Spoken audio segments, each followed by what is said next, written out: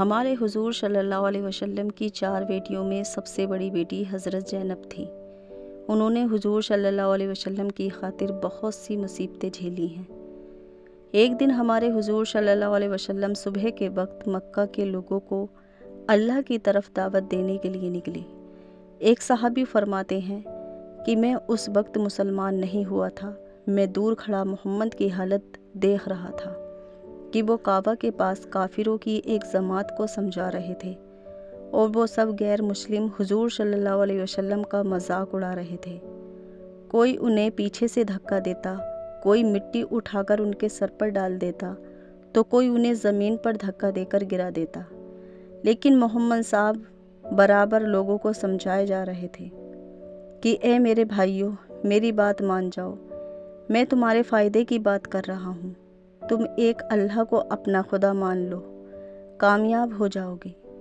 وہ صحابی کہتے ہیں میں شام تک یہی منظر دیکھتا رہا کہ محمد صلی اللہ علیہ وسلم کس قدر پریشان ہو کر لوگوں کو سمجھا رہے تھے، لیکن کوئی ان کی بات ماننے کے لیے تیار نہیں تھا۔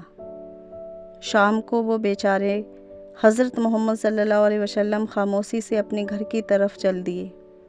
جب ہمارے حضور صلی اللہ علیہ وسلم مغرب کے وقت اپنے گھر پہنچے تو دروازہ کھٹکھٹایا۔ حضرت زینب نے آ کر دروازہ کھولا تو دیکھا میرے باپ کی حالت اتنی بری ہو چکی ہے کہ کسی نے تو ان پر تھوکا ہے، کسی نے ان کے چہرے پر تماچا مارا ہے، کسی نے ان پر مٹی پھینکی ہے، ان کے سارے کپڑے گندے ہو چکے ہیں اور وہ بہت پریشان دروازے پر کھڑے ہیں۔ باپ کی یہ حالت دیکھ کر بیٹی زینب کا دل پسیج گیا، لیکن بیٹی نے اپنے باپ کے سامنے اپنے آنسوؤں پر قابو کیا اور خاموشی سے افسوس کی نگاہوں سے اپنے باپ کو دیکھنے لگی۔ حضور صلی اللہ علیہ وسلم نے کہا کہ بیٹی جاؤ اور کسی برتن میں پانی بھر لاؤ تاکہ میں اپنے ہاتھ اور پیر دھو لوں۔ حضرت زینب ایک برتن میں پانی لے کر آئیں اور حضور کے ہاتھوں پر پانی ڈالنے لگیں اور باپ کی یہ حالت دیکھ کر روئے جا رہی تھیں۔ شاید وہ دل ہی دل میں کہہ رہی تھی کہ اے کاش ہمارا کوئی بڑا بھائی ہوتا جو آج ہمارے لیے سہارا بنتا، میرے بوڑھے باپ کی مدد کرتا اور ان ظالموں سے میرے باپ کو بچاتا۔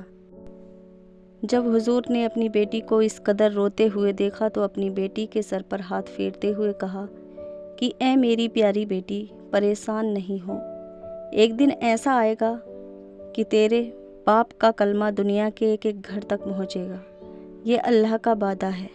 ایک رات حضور صلی اللہ علیہ وسلم نے اپنی بیوی حضرت خدیجہ سے کہا کہ اے خدیجہ، مجھے محلے میں ابو العاص لڑکا بہت پسند ہے اور وہ بہت شریف اور نیک لڑکا ہے، میں چاہتا ہوں کہ اپنی بیٹی زینب کا رشتہ ابو العاص کے ساتھ کر دوں۔ حضرت خدیجہ نے کہا کہ ہاں، مجھے بھی بہت پسند ہے، اور پھر حضور صلی اللہ علیہ وسلم نے ابو العاص کے باپ سے بات کر کے اپنی بیٹی کی شادی اس سے کر دی۔ شادی کے کچھ ہی سالوں بعد ہمارے حضور صلی اللہ علیہ وسلم کو اللہ کی طرف سے نبوت کا نور عطا کر دیا گیا اور اللہ کی طرف سے حکم ہو گیا کہ آپ ان غیر مسلموں میں جا کر دین کی باتیں سمجھاؤ اور انہیں بتاؤ کہ اس دنیا کو بنانے والا ایک ہے اور وہی عبادت کے لائق ہے۔ حضور نے یہ باتیں جب مکہ والوں کو بتائیں تو وہ سب حضور کے دشمن ہو گئے۔ ایک دن ٹولی بنا کر حضور کے داماد کے گھر گئے اور کہنے لگے اے ابو العاص، تم محمد کی بیٹی کو طلاق دے دو، ہم چاہتے ہیں کہ ہم محمد کو اس قدر تکلیف دیں کہ وہ کلمہ کی دعوت دینا چھوڑ دے اور ہمارے معبودوں کو برا بھلا نہ کہے۔ ابو العاص اس وقت مسلمان نہیں ہوئے تھے، لیکن پھر بھی انہوں نے مکہ والوں سے کہا اے مکہ والوں، میری زینب بہت اچھی ہے اور اگر مجھے ساری دنیا کی عورتیں دے دی جائیں پھر بھی میں اپنی زینب کو نہیں چھوڑوں گا۔ میرے ساتھ ان کا برتاؤ اتنا اچھا ہے کہ شاید مجھے دوسری عورتیں ایسا سکون نہ دے سکیں، اس لیے میں مرنا تو گوارا کروں گا لیکن میں اپنے زینب کو کبھی نہیں چھوڑوں گا۔ حضور صلی اللہ علیہ وسلم کو جب اس بات کی خبر ہوئی تو حضور کو بہت اچھا لگا۔ مکہ والوں سے پریشان ہو کر حضور مدینہ ہجرت کر گئے۔ حضرت زینب مسلمان ہو چکی تھیں، ابو العاص بھی مسلمان نہیں ہوئے تھے۔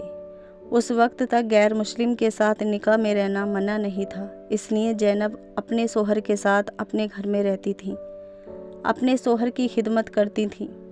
उस वक्त जंग बदर की लड़ाई हुई। उस जंग में ऐसे 2 लोग भी आए थे कि जो हुजूर सल्लल्लाहु अलैहि वसल्लम से लड़ना नहीं चाहते थे। उन्हें मक्का वालों के बहुत कहने पर जंग में आना पड़ा। उनमें एक हुजूर के चाचा हज़रत अब्बास थे और दूसरे हमारे हुजूर के दामाद हज़रत अबुल आस थे। इस जंग में मुसलमानों की जीत हुई।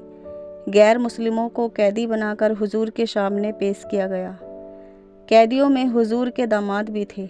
हुजूर ने अपने दामाद को देखा तो खामोश रहे और लोगों से कुछ भी ना कहा। 3 दिनों के बाद मक्का वालों ने अपनों को छुड़ाने के लिए बहुत से जेवरात भेजे ताकि कैदियों को छुड़ा सकें।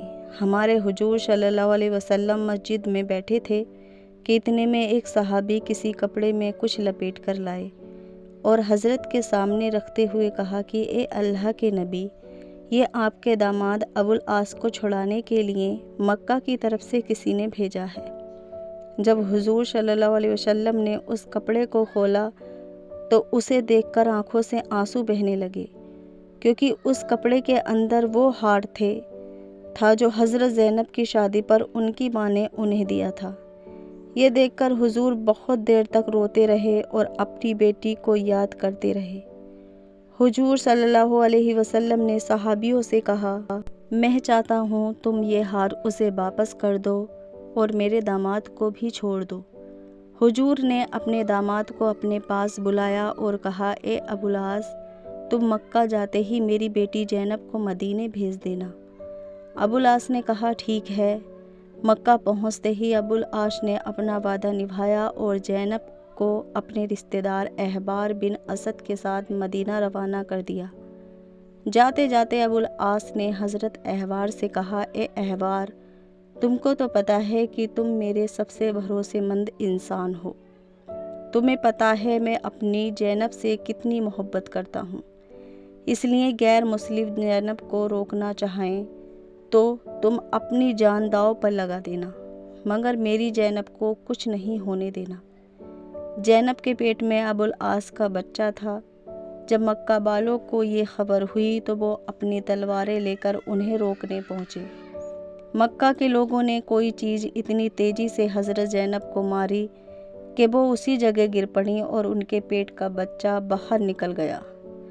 हज़रत अहबार जो अभी काफिरों का मुकाबला कर रहे थे, जब उन्होंने हज़रत ज़ैनब की ये हालत देखी तो अपनी तलवार निकालकर पूरे जोरों के साथ उन काफिरों का मुकाबला किया और उन्हें पीछे हटने पर मजबूर कर दिया। ये काफिर मक्का लौट गए। हज़रत ज़ैनब की हालत बहुत ख़राब हो चुकी थी। पेट का बच्चा गिरने से उनकी हालत बिगड़ती जा रही थी।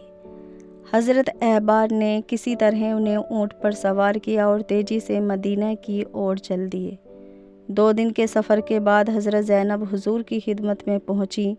हुजूर अपनी बेटी से मिलकर खुश हुए और हज़रत ज़ैनब के बहुत चोट लग चुकी थी, इसलिए दवा का इंतज़ाम किया।